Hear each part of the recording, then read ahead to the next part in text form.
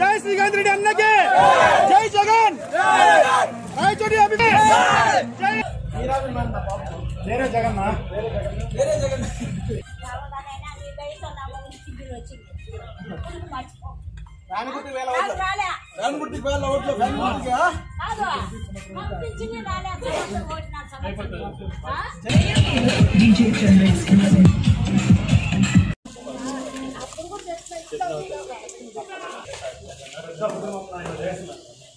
కుటుంబం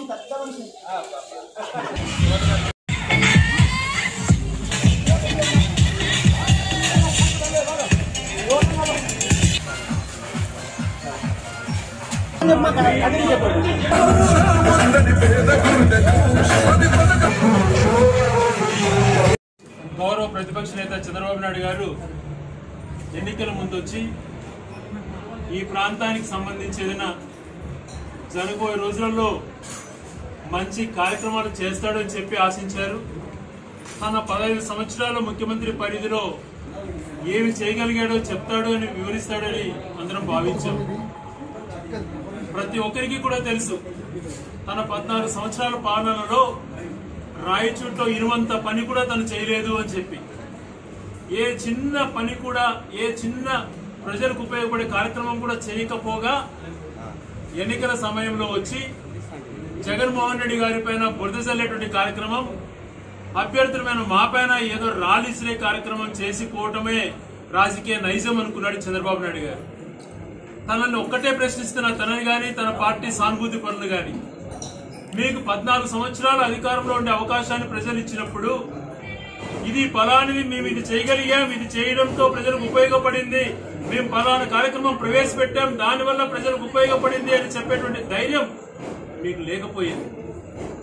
5 సంవత్సరాలు పరిపాలన చేసిన రాజశేఖర రెడ్డి గారు దాదాపుగా 5 సంవత్సరాలు పూర్తి చేసుకున్నటువంటి జగన్మోహన్ రెడ్డి గారి పరిపాలన 10 సంవత్సరాలు ఉన్నా కూడా ఈరోజు ప్రతి పేదవాడికి ఆరోగ్యశ్రీ వచ్చిందంటే రాజశేఖర రెడ్డి గారు.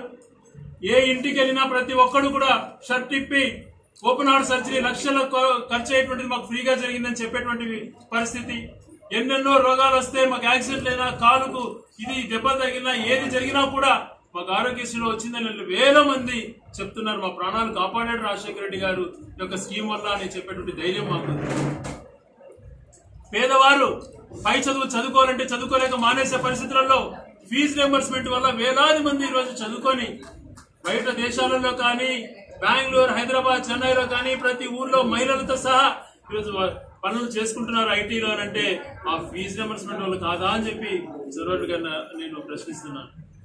ఇలా చెప్పుకుంటూ పోతే వెలిగల్లు ప్రాజెక్టు కట్టడం అయితేనేమి, అలాగే జరికొల ప్రాజెక్ట్ అయితేనేమి, శ్రీనివాసపురం రిజర్వాయర్ ప్రాజెక్టు అయితేనేమి, ఇలాంటివన్నీ కూడా టేకప్ చేసి 90% పైగా పూర్తి చేసినట్టు మన కళ్ళకు కనపడతా ఉంది. నువ్వు 14 సంవత్సరాలు ఏమి సంక్షేమ కార్యక్రమాలు చేయకపోతే, రాయచోటి నియోజకవర్గాన్ని అభివృద్ధి చేస్తాను అని చెప్పకపోతే, రాజంపేటకి వెళ్లి జిల్లా కేంద్రం చేస్తాను అక్కడ అని చెప్తావు, మదనపల్లికి వెళ్లి పీలేరు, పుంగనూరు, తంబలపల్లి, మదనపల్లితో జిల్లా ఏర్పాటు చేస్తాను అని నువ్వే చెప్పావు. ఇక్కడికి వచ్చావు, రాయచూడిని జిల్లా కేంద్రం అని అన్నావు, పూర్తిగా దాన్ని అంగీకరించకుండా సమన్వయం చేస్తాను అని చెప్పిపోతావు. ఉన్నటువంటి 6 నియోజకవర్గాలలో 3 జిల్లాలు ఎలా చేయాలా అనేటువంటి ఆలోచన కలిగింది. ఎలాంటి మాటలు మాట్లాడుతావు, నీ క్రెడిబిలిటీ ఏంది అనేది ఒక్కసారి ఆలోచన చేయమని చెప్తున్నా. 70,000 కోట్ల సంక్షేమం జగన్మోహన్ రెడ్డి గారు ఈరోజు ఇచ్చిన దాని వల్ల పేదరికం ఎంతో తగ్గింది, మెరుగైన పరిస్థితులు వచ్చాయి. 2 సంవత్సరాల ఆదాయం పూర్తిగా రాకుండా ఉన్న పరిస్థితులు కరోనా టైంలో అయినా 5 సంవత్సరాల సంక్షేమం ఇచ్చినటువంటి గొప్ప వ్యక్తి జగన్మోహన్ రెడ్డి గారు. నువ్వు సంక్షేమం ఇవ్వలేదు, అభివృద్ధి చేయలేదు.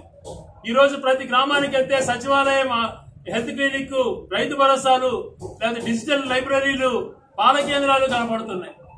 పర్మనెంట్ గా నువ్వు ఒకటి చేయకపోయినావు.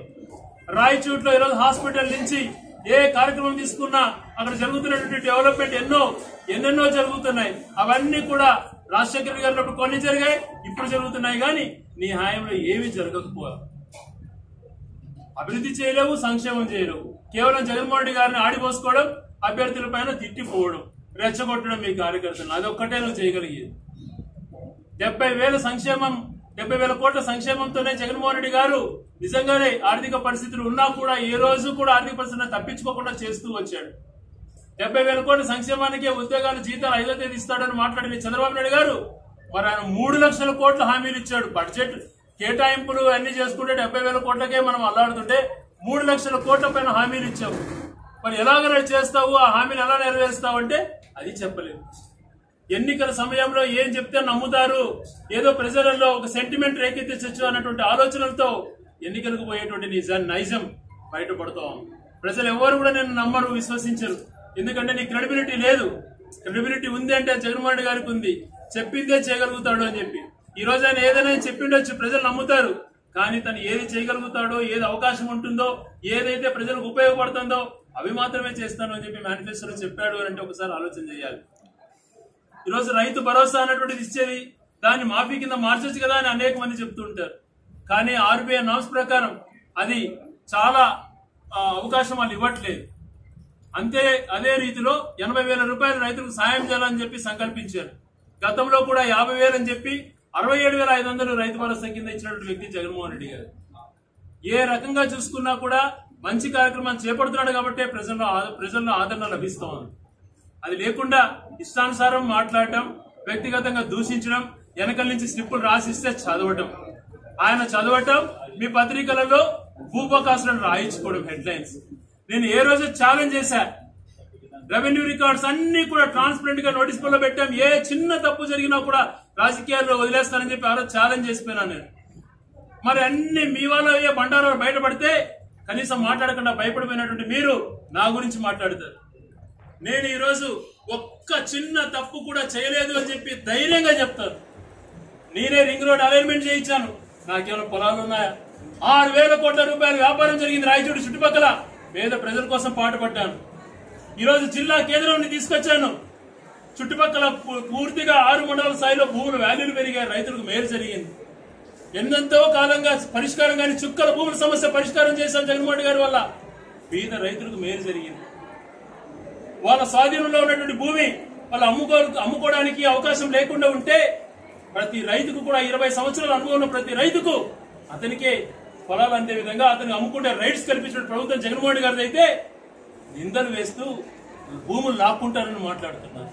లాక్కునే చరిత్ర ఎవరికుందో రాయచోటి ప్రజలకు అందరికీ కూడా తెలుసు. లాక్కుండే చరిత్ర ఎవరికుందో రాయచోటి ప్రజలకు అందరికీ కూడా తెలుసు. 15 సంవత్సరాలలో ఏ చిన్న గొడవ జరగకుండా, రాజకీయ నాయకులు ఏ కబ్జాలు జరిగి పోకుండా ఒక కాపులాదారులాగా రాయచోటి నాయకుల పైన మా పైన బురద జల్లేటువంటి కార్యక్రమం చేస్తున్నారు తప్పితే ఏదన్నా ఒకటి నిరూపించే ధైర్యం మీకుందా అని చెప్పి ప్రశ్నిస్తున్నాను.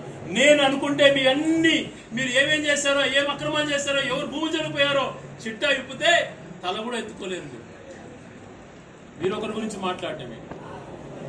అదే రకంగా చంద్రబాబు నాయుడు గారికి అర్థమైంది రాయచోటి నియోజకవర్గం డెవలప్ అవుతోంది, తను ఏం చేయలేకపోయాడు 14 సంవత్సరాలలో అని చెప్పి. అది చూసే దేవుడు పై నుంచి శ్రీకాంత్ రెడ్డిని గెలిపించండి అని ఆయన నోటితోనే చెప్పించాడు. అన్ని కనపడుతున్నాయి కాబట్టి ఆయన నోటి నుంచే చెప్పాడు శ్రీకాంత్ రెడ్డిని గెలిపించండి అని చెప్పి దేవుడే చెప్పించాడు. అలాగా ఏ రకంగా చూసినా కూడా తన పసలేని విమర్శలు, వ్యక్తిగతంగా జగన్మోహన్ గారిని టార్గెట్ చేయడం, అభ్యర్థుల నుంచి మాట్లాడడం తప్పితే తాను చేశాను అని చెప్పేటువంటి చరిత్ర తనకు లేదు. నాకున్నటువంటి ఈ 5 సంవత్సరాలలోనే అధికారం ఉంది. గతంలో 10 సంవత్సరాలు ప్రతిపక్షంలో ఉన్నాను, అయినా కూడా ప్రజలకు దగ్గరగా ఉన్నాను.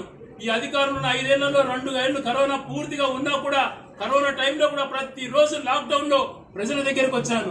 ప్రతిరోజు కరోనా హాస్పిటల్లోనే ఉంటూ వచ్చాను. పేద ప్రజలను ఆదుకోవడానికే ప్రతినిత్యం పనిచేశాను. మరి కరోనా సమయంలో ఈ రోజు అభ్యర్థులు గాని మీ తెలుగుదేశం నాయకులు గాని ఎక్కడికి పోయారు అని చెప్పి ప్రశ్నిస్తున్నాను. నేను కరోనా 2 సంవత్సరాలు పోతే వీళ్ళు 3 సంవత్సరాలలో 1,00,000 గడపలకు పైన ప్రతిరోజు ఉదయం నుంచి రాత్రి వరకు ప్రజల మధ్యనే తిరిగాను నేను. మీకు ఆ ధైర్యం ఉన్నదా?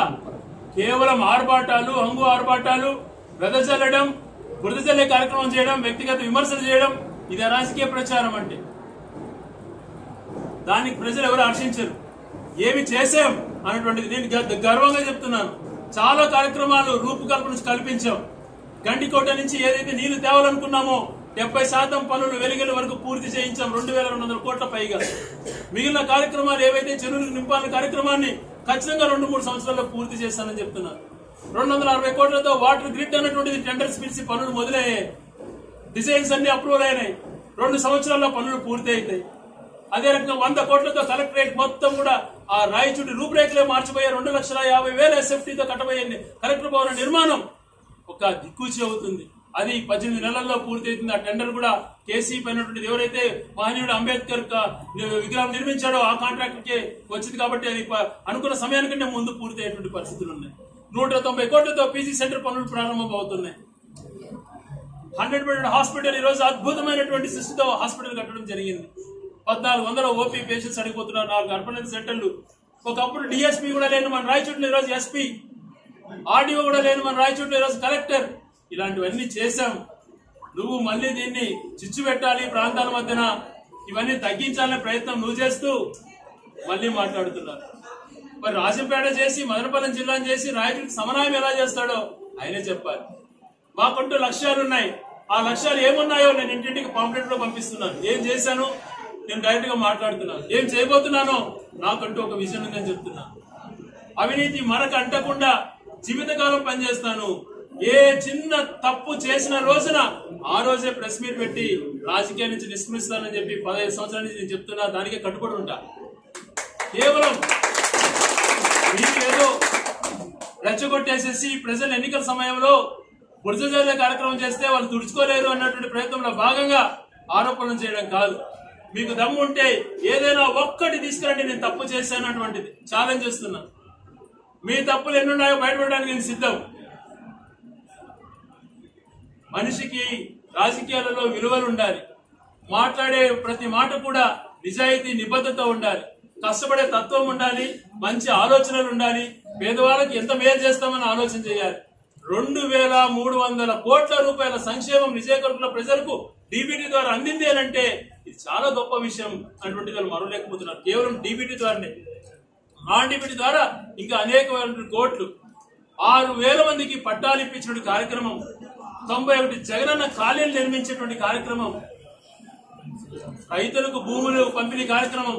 ఇన్ని కార్యక్రమాలు మేం చేస్తే ఏం చేశాడని చెప్పి ప్రశ్నిస్తున్నారు. మరి మీరేం చేశారని చెప్పమంటే చెప్పేటువంటి ధైర్యం మీకు లేకపోయింది. ప్రజలను అభ్యర్థిస్తున్నా, నాకు సమయం పాటించడం అలవాటు. ఎన్నో రోజులు మాట్లాడుతున్నారు. వ్యక్తిగతంగా మీ ఇష్టానుసారం మాట్లాడారు. ఏ రోజు కూడా మీ వాళ్ళ విజ్ఞతకు వదిలేద్దామని మాట్లాడకూడదు అనుకున్నా. కానీ ఎన్నికల రోజు దగ్గర పడే కొద్దీ మీ ఇష్టానుసారం మాట్లాడుతున్నారు కాబట్టి ఈరోజు మీకు సమాధానం చెప్పాలనుకున్నా. ప్రజలకు నేను ఇచ్చేటువంటి భరోసా ఒకటే, ఎలాగ ఉండింది నేను రాక మునుపు రాయచోటు ఎలాగుంది ఇప్పుడు ఎలాగుందో ఒక్కసారి ఆలోచన చేయమంటున్నాను. ఈరోజు రాజకీయాలు నాకు ఇది ఒక హంగామా ఆర్భాటాల కోసం కాదు. ఇది ప్రజల జీవన శైలి మార్చడం కోసం, ఈ నియోజకవర్గం అభివృద్ధి కోసం అంకితమై కుటుంబ సమయానికి కేటాయించి అతి స్వల్ప సమయం అయితే మిగిలిన సమయాన్ని ప్రజల కోసం కేటాయిస్తున్నాను అన్నటువంటిది ఒక్కసారి ఆలోచన చేయమంటున్నాను. మీ బిడ్డ మీకోసం పనిచేస్తాడు.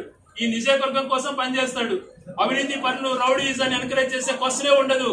కుల మతాలకు అతీతంగా ప్రజలను శాంతి స్వరూపంతో, మంచి మనసుతో, మంచి అభివృద్ధి కోసం, వాళ్ళ జీవనశైలి మెరుగుపడడం కోసం వచ్చేటువంటి కార్యక్రమాలు ప్రభుత్వం నుంచి ఏదైనా కూడా ట్రాన్స్పరెంట్ గా అందరికీ చేరే విధంగా ప్రయత్నం చేస్తానని మాటిస్తూ మీ యొక్క మరొకసారి మీరు దీవిస్తే జగన్మోహన్ రెడ్డి గారు ముఖ్యమంత్రి అయితే ఈ ప్రాంత రూపురేఖలే మారిపోవడమే కాకుండా ఈ ప్రాంతం అన్ని ప్రాంతాల కంటే కూడా మంచి ఒక నియోజకవర్గంగా కళ్ళ కనపడే విధంగా చేస్తానని చెప్పి తెలియజేసుకుంటూ, వ్యక్తిగత విమర్శలు మానుకొని చంద్రబాబు నాయుడు గారు తాను నిజంగా ఏం చేయగలుగుతాడు, గతంలో మేనిఫెస్టో ఇచ్చాడు, ఎన్ని అమలు చేశాడు, ఇప్పుడు మళ్ళా మేనిఫెస్టో ఇస్తున్నాడు, దీనికి ఆయన క్రెడిబిలిటీ ఎన్ని చేయగలుగుతాడని చెప్పేటువంటి ధైర్యము ఆయనకు లేదు, ఆయన నాయకులకు లేదు.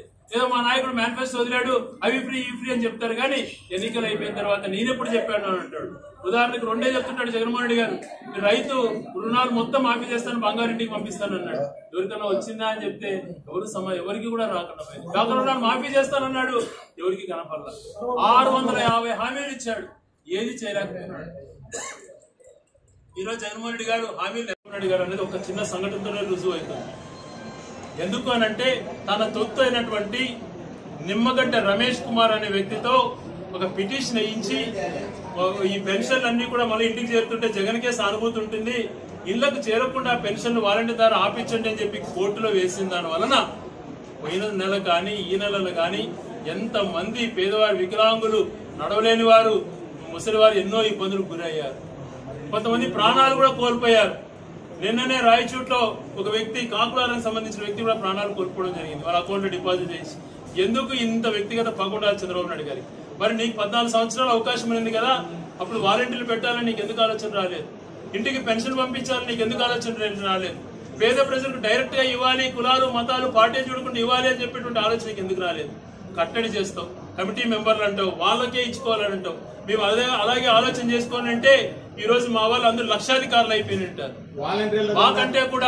మాకంటే కూడా ఎక్కువ లబ్ధి తెలుగుదేశం సంబంధించినటువంటి ప్రజలకు ఆ నాయకులకే ఎక్కువ లబ్ధి చేకూర్చినట్టు విత్ రికార్డ్స్ తో ఉన్నాయి.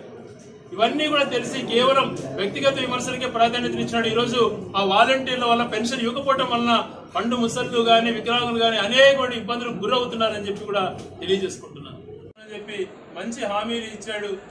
అవే చేయడానికే చాలా ఆర్థిక పరిస్థితులు ఎలా ఉంటాయో అని చెప్పి అయినా కూడా ప్రజలకు చేస్తానని చెప్పి జగన్మోహన్ గారు అంటుంటే ఈయన అమలుకు అసాధ్యమైనటువంటివి ఎప్పుడు ఎవరు చేయలేనివి అనేటువంటివన్నీ కూడా మాట్లాడి మభ్యపెట్టే ప్రయత్నం చేస్తున్నాడు. కాబట్టి ప్రజలు గమనించి వాళ్ళ 5 సంవత్సరాల భవిష్యత్తు కోసం మంచి చెడు ఆలోచన చేసి వాళ్ళు నిర్ణయం తీసుకుంటారు.